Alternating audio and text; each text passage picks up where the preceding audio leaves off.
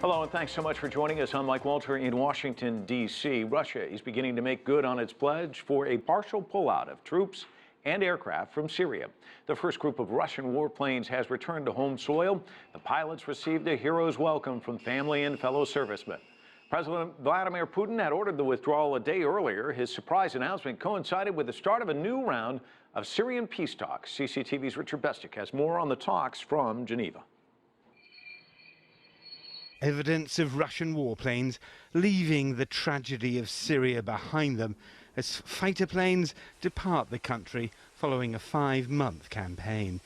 The intrigue among diplomats at the peace talks in Geneva, though, centres on President Putin's motivations for pulling back in Syria, because opposition rebel leaders here insist the Syrian President Bashar al-Assad is only kept in power by Russian muscle. What really keep Assad in power now, what keep crimes until this moment, is the presence of the Russian forces there.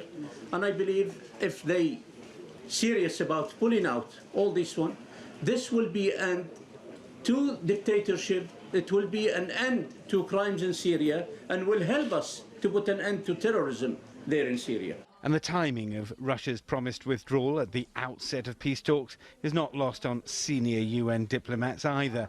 They see it as significant. The announcement by President Putin on the very day of the beginning of this round of intra-Syrian talks in Geneva is a significant development, which we hope will have a positive impact on the negotiations aimed at a political solution of the Syrian conflict and a peaceful political transition in the country. And therein lies the dilemma for peace mediators here in Geneva.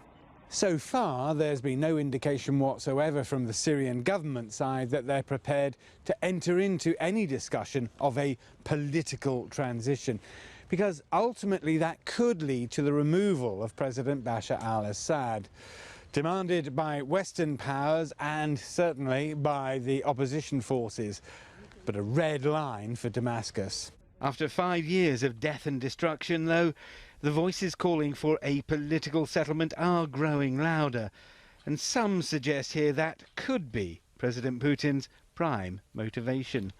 Richard Bestic, CCTV at the Syria peace talks, Geneva.